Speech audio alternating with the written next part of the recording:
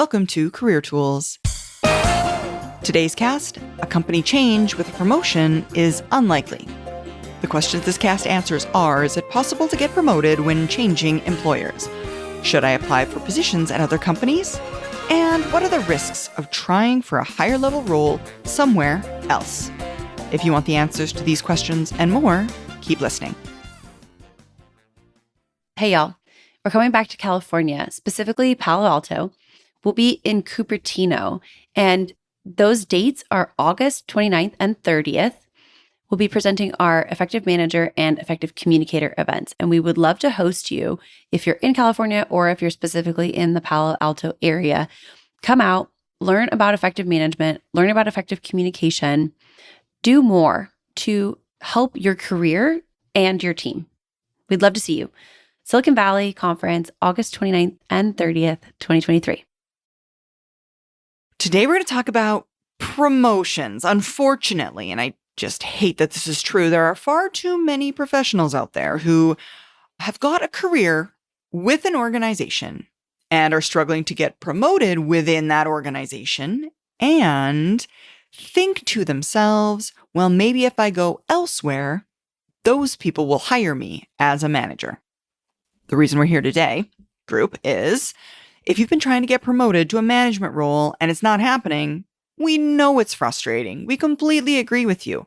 And we know that the reasons for this are in many cases far beyond your control. I mean, sometimes it's a bad or a selfish boss. Sometimes it's the economy. Sometimes it's the promotion process and it's cloaked in mystery and you have literally no idea how to interpret it. You might think you're ready and you may well be ready. But if you're thinking of getting to the next level by interviewing elsewhere for a promotion, we're here to let you know it's harder than it looks. So our outline for today is company moves with promotions are rare. Try to find out why you're not moving up. The two exceptions, consider a lateral move, but watch out, and always be conscious of timing. All right. So let's start with company moves with promotions are rare. So, folks, if you're struggling to get promoted, it's natural to think of making a move to becoming a manager at another firm. I mean, that's natural. I can't become a manager where I am now. Maybe I'll go elsewhere and they'll make me a manager. Unfortunately, it isn't as easy as it sounds, and there are some pretty valid reasons for this. That said, we fully acknowledge the fact that they probably don't take the sting out of learning that they exist. The first reason is companies think that managing in their company is quite different from managing in other companies. Oh my gosh. We hear about this all the time, don't we? All the time. Everyone thinks they're unique. Oh, delicate snowflake. Yeah. Uh-huh. Well, this is usually not true. And we have data, folks. Yeah. People come to conferences that Amanda and I present all the time. And they ask us questions from a full library of 1,400 podcasts. And every time they ask us questions in front of a group of people, we're able to answer the question. I looked forward to them asking those questions. I know. For good, solid lead-in. I know. Right? People are like, how do you know the answer? How do you know all the podcasts? That's not what it's about, folks. You ask the same questions. It's actually more that you ask the same questions than it is that we know all of that information off the top of our heads. Yeah, you're uniquely typical, is what I like to say. Exactly. You are. Exactly. We all think we're pretty special as individuals. Yeah, we do. We've just kind of talked about. But we're, again, more alike other people than we really want to admit. Mm-hmm. It's a hard thing to admit. We all want to feel special in our own ways. And both of these things can be true at the same time. Yeah, exactly. You can be your own unique individual and suffer from the same pains that all the other people around you suffer from. It doesn't make you less unique. It just means we all share those common struggles. And folks, in their defense, companies rightly expect managers to be their direct representative to individual employees. And let's face it, it's hard to be this representative to the employees of an organization. If you're managing a group of people with an average of 10 years of experience and you're brand new here, so you have no idea about any of the processes or systems or policies or rules, unwritten rules, politics, history, initiatives, and culture of the firm. There's a lot of knowledge expected of people leaders. And within our own firm, we take all of those things we already know for granted. If you're a new manager with no experience at the firm, and those 10-year experienced team members ask you questions, you're not going to be able to answer them, and you're going to hear in your recommendations to them a whole lot of, yeah, that won't work here. Yeah, we hear that a lot in our conferences too. Yeah, we do. People manage teams that they're new to, and the team's been together for so long. Yeah, you're absolutely right. Second, your competition for that promotion is likely other individual contributors already at that organization. Yeah, exactly. That's your competition. Yeah, they know these people. And if they follow any of our guidance about relationships, those people have relationships with people in that organization. Yeah. They already know their strengths, their weaknesses. Their managers can speak to the candidate's attributes, and the manager knows how that firm works. So they aren't going to fall into the, oh yeah, that won't work here, pitfall. Right? Exactly. That's exactly it. They already know what won't work here. Next, or third, most companies generally prefer to promote from within. Hiring from within for management roles is a retention issue. If you want to be a manager but haven't got promoted at your company, and your company hires someone who wasn't a manager previously, isn't that a pretty clear sign that they don't think you're anywhere near ready? I mean, aren't you more likely to leave if they hire a non-manager from outside the company to be a manager of the team you're currently a member of while they tell you they're not going to give you the management position? It just looks bad. I mean, it just looks bad to hire externally when there are qualified internal candidates. It sends a pretty clear message. It does. Right? A little It insulting, does. I would say. Right. I wouldn't want to be in that position. And then fourthly, most companies have zero zip nada when it comes to management training. Oh my What? gosh, this is a series. This is just all about me and you today, I've noticed. Oh my gosh. They're asking all the questions that we need them to. I know, It's right? just a nice little lead in. Mm-hmm. Really, what that means is candidates who are already at the firm have learned from their boss what it takes to be a manager there. Well, you haven't. Yeah, you haven't been there direct Right. previously, so you don't know. They assume you'll require even more training, Mm-hmm. which is not untrue if there wasn't previous training anyways, right? Yeah, exactly. But they're going to think that you're going to need more training within that organization. But they don't really train their new managers, so you're at an even bigger disadvantage or bigger risk if they hire you.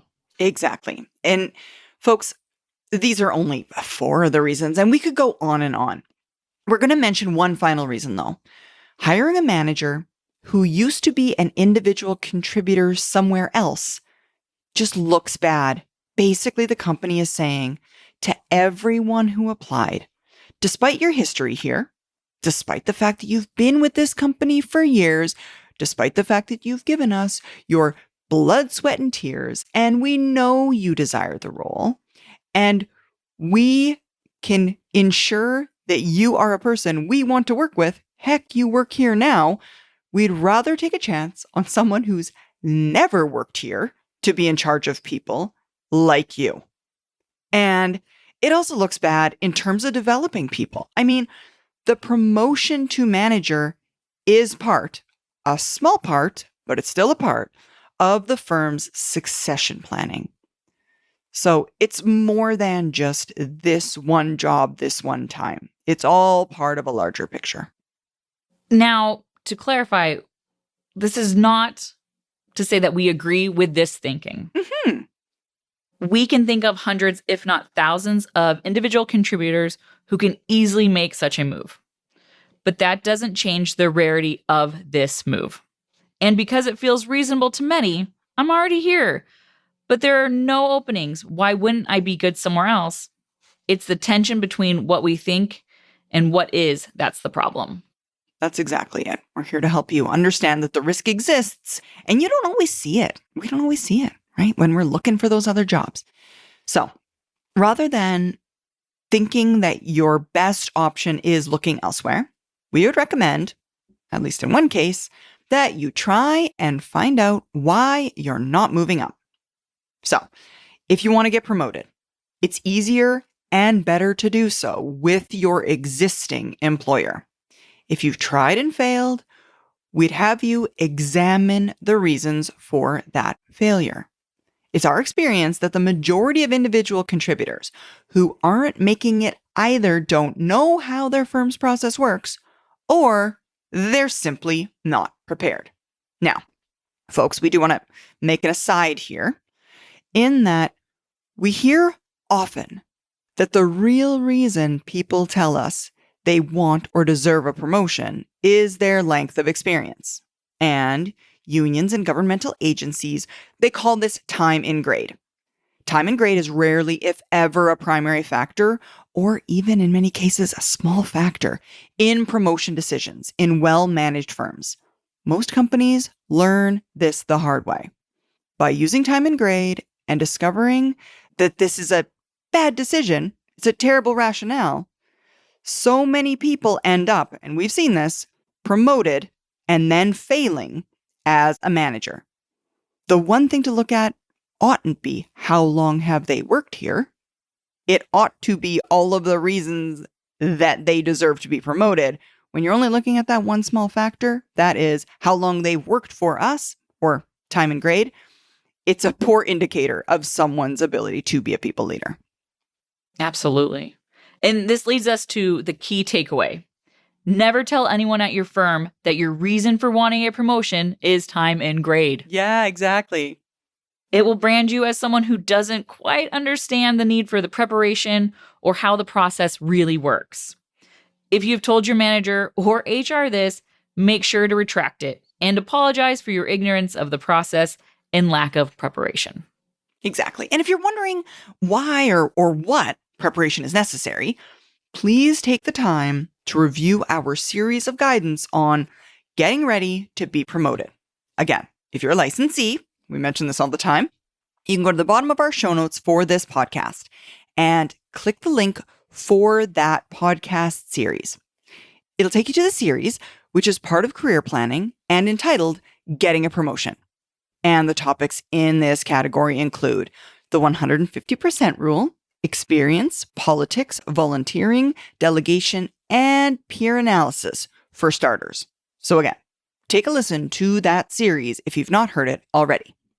As for learning about the process, rather than going to your boss and asking for, or as some numbskulls do, demanding a promotion, go to your boss and ask about the process. Remember that your boss cannot promote you. If you're an individual contributor, let's call you level 1. Your boss is a level 2, and her boss is a level 3. It is only a level 3 boss or above that can make your promotion happen. Exactly. And I mean, I'm going to assume that there are some folks listening to this who are managers themselves. And we know we are unable to make an independent decision about who on our team we want to promote. So, yes, good. Do you have managers in your organization who are all over the globe or dispersed across the United States, making on-site training both difficult and expensive? If so, you're going to want to consider our virtual training for organizations. In order to ensure that all of your managers are trained, regardless of where those managers sit, send an email to Maggie. Her email address is maggie@manager-tools.com to learn about our virtual training options. Now, this learning about why we haven't yet been promoted, we've got 2 exceptions for that. And they're 2 rare exceptions to the general principle. The first is to move from a larger, well-known company to a smaller company. Okay, smaller companies assume usually rightly, that bigger companies invest more in professional development. Further, bosses are generally better at larger companies. And the reason for that, folks, is there are more of them. I mean, it's harder to get promoted because the talent is better. And so, if you are a part of a large organization, you'll have been exposed to generally a better level of management, which means you'll have learned more in a large organization than the smaller company's individual contributors will have learned, and it simply will have happened by osmosis. So, if you're making this move, right, from an individual contributor in a large organization, it could be, again, rare, but it could be possible to move from an individual contributor in a large organization to a manager in a smaller organization, simply because through osmosis, you will have learned knowledge that individual contributors in smaller organizations may not themselves have learned. And then keep in mind that this is only a general rule. To move from a $10 billion revenue firm to a $7 billion revenue firm would not be considered a move to a smaller firm. Oh my gosh, such a good point, Amanda. Thank you. Yes, the clarity was needed. $7 and $10 billion firms are both big enough that their standards are close to similar, right? Even though they sound like a big difference, Yeah. they're not. They're very, very similar. It would probably take a move to a $100 to a $200 million revenue firm for the bigness gap to make a difference. These are only estimates. Your mileage might vary. Exactly. That's exactly it. These are estimates, but the opportunity might exist. It takes a large gap in revenue for that opportunity to exist. Okay, so then the second exception is to be sponsored for the move by a director at the gaining company. Now, folks, in terms of lingo here, when we say the word director, a director is a manager of managers. Directors are 3 levels from the bottom, or individual contributor, think manager above that. Next level is director. Directors are at the level usually where they can make this decision. Think of it this way. If you want to be a manager, a director is your hiring manager. And it's much more likely that a director specifically requesting you can help you over this conceptual hurdle. They know how the firm system works, and they've got the requisite relationships with HR or other necessary parties in order to make it happen, right? In order to convince the necessary parties that even though you're an individual contributor in another firm, moving over to being a manager in their firm, they're essentially putting their name behind you. If they advocate for you and they have the necessary relationships, they could make it happen. But we want you to remember, find out from your friend, the sponsor, about what the process is. Work with them to make sure your candidacy is perfect in background and interview preparation. And don't make the rookie mistake of thinking your director friend won't interview you because he already knows you. Mm-hmm. Know the process. They are going to interview you. Yeah, if they're smart, they're your going to friends, interview you. right? Yeah. Yeah. Just like Sarah said, if they're smart, they know that they have to show their company with a full and rigorous interview that you are better than any internal candidate. Yeah, exactly. And I mean, that kind of makes sense, right, Amanda? I certainly wouldn't want to be hired just because I was someone's friend and have that be the initial impression the organization had on me. Yeah. Oh, you're just the director's friend. Ooh, didn't even have to interview. Fun for you. Like, you don't want that to be the case. You want them to hold you to the same rigorous standards that they would hold anybody else coming into the organization. So it's a win-win. It is. And from the other side, you don't want to have your friend sticking their neck out for you because you're just buddies, right? Right. You want to go through the process just like everyone else. That's exactly. You want to earn your spot. Agreed. Absolutely. Exactly. Okay, so the next piece. We would recommend you consider a lateral move, but watch out. Now, let's say you've done your preparation You're not just bucking for a promotion because of your time in grade. Your resume is squared away. You've gone through all of our guidance to show your leadership that you are ready against the usual factors, and you still can't get promoted with your current employer. And you don't know a director elsewhere who can get you hired working as a manager elsewhere. So you've looked around, but there are also no smaller companies looking for people like you. And for the record, there are always smaller companies looking for professionals like you. We would recommend you broaden your search. And we have guidance on this too. If you go to the Manager Tools website, locate the search bar, or look in the map of the universe on our website, you can find much more information about your job search and this potential move to smaller companies because you'll have a larger network in order to do it. Now, all of this stuff said, as long as you consider our final point about economics and timing, it may be time for you to leave the firm. Again, you've done all your preparation. You've done everything you can do and still can't get the promotion. But if you do decide to make that move, we have lots of guidance about how to do it.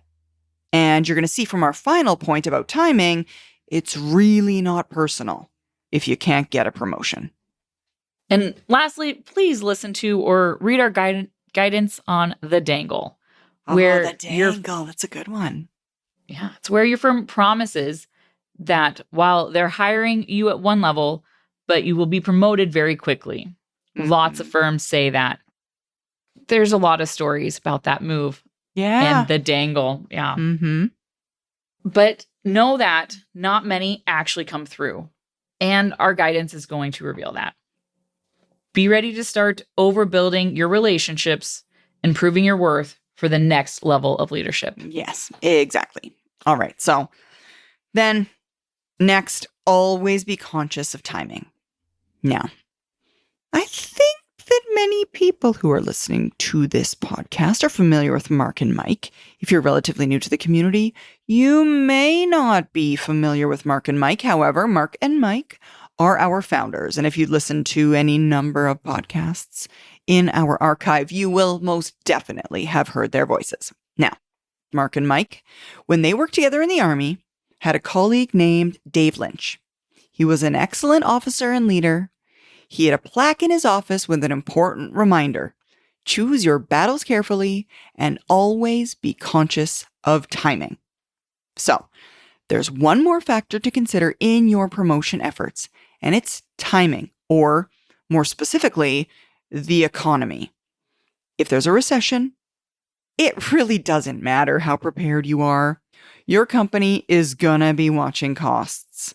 And if they've been able to get by without a manager up until now, they're probably going to figure out a way during a downturn in the economy to extend that even longer because it saves money. And we've been doing it up until now and it's got us where we are today. So it's probably fine until we see an upturn in the economy. Yeah. And this brings up another point that's worth mentioning. It's seen as incredibly selfish for you to pitch your boss on a promotion to a manager if there are no manager positions known to be available. Yeah, that's a really good point, Amanda, actually. Yeah. Asking for something that doesn't exist. That's a good point. This is a huge problem and a mistake for thousands of individual contributors every year. If you demand a promotion during a downturn, you're proving by your very statement you're not smart enough to be a good manager. Oh my gosh, you are so right. That's exactly it. Your timing matters. You want to do this, but you also want to be seen as smart when you do it. Look, a promotion is at its heart an economic transaction. And well, we probably don't think of it very much. All of us know at some level that the reason our market-based economy works is that freedom allows each of us to choose or choose not to engage in a transaction, whether it be a purchase of goods or services or accepting a job or an investment in capital. The Nobel Prize winning economist Milton Friedman titled one of his most famous books, Free to Choose. It was a #1 best-selling nonfiction book in 1980. An economics text. Seriously? Wow. An yeah, right? Exactly. The #1 selling nonfiction book of 1980 was an economics text. So, that means it's good. It's got to be good. So, not a bad one for the book list. Right? It's a very well-read book. Now, your promotion is an economic transaction. No matter how much you want to engage in that transaction, your counterparty, your employer, is free not to engage in it. Choice. No matter how bad you want it, they don't have to participate. No. Right? It's easiest to think of yourself as the seller of your work productivity, and the price you're putting on your work value is at the manager's salary level. But the purchaser, your company, may not deem that at that time, with the structure in existence at present and the other options of similar productivity packages in the market, that you are their best purchase. Yeah, exactly. And it may be that you're not in selling competition to anyone because the company isn't buying right now. In the case of a recession, for instance, you shouldn't assume that your company only wants to pay $5 for your services, but you want 10. It's more like during a recession, your company doesn't want to spend any money at all, and it considers this a luxury item. It's a luxury because there's no openings in your organization. There having been a quiet promotion freeze, for instance, may be unbeknownst to you. And, to use an analogy, this is similar in your household. Choosing to cut back on spending during downtimes to make sure you have cash if you get laid off makes total sense. Let's face it, you have the money, but you'd just rather not spend all of it right now, and that is perfectly reasonable. Sometimes organizations make that same choice. I'm sure my husband would love if, when he sets a budget, I listen to it. Right? Yeah, they're just recommendations. Recommendations. Strong recommendations. Absolutely. Avoiding spending money on a promotion is often what companies are doing. If you can get the work done with what you have, they're going to do it. Absolutely. They're not going to spend money. I literally talked about this morning. I was hosting a virtual delegation session for one of our virtual effective manager conferences. And we were talking about the fact that your company, like all of the other companies that exist, has got more work to do than can be done by the people within it. It's a known issue. Yeah. Your organization, like all of the other organizations, was designed in such a way that there's more work to do than the people who are employed here can do it. By design, that's the case. So, in terms of your organization avoiding spending money, they're doing it already. That's how they built it. Yeah. And Sarah, to your point, it doesn't mean it takes a general recession to not have these promotions or not have the promotions available. It could just be that the industry, like many others, are cyclical, and it's a leading indicator for the broader economy. Your company leadership may feel an industry-specific slowing coming on and will choose not to spend by hiring a manager. You at a higher salary than what they're paying you now. Exactly. So, because of that, because these undercurrents may not be known to you, we would recommend you choose your promotion conversation carefully and be conscious of, as much as possible, the timing. So, in summary or in wrap up for today, it's really hard to change employers and get promoted at the same time. Just because your company isn't promoting doesn't mean someone else is and will let you step into a manager's role without having any experience doing it.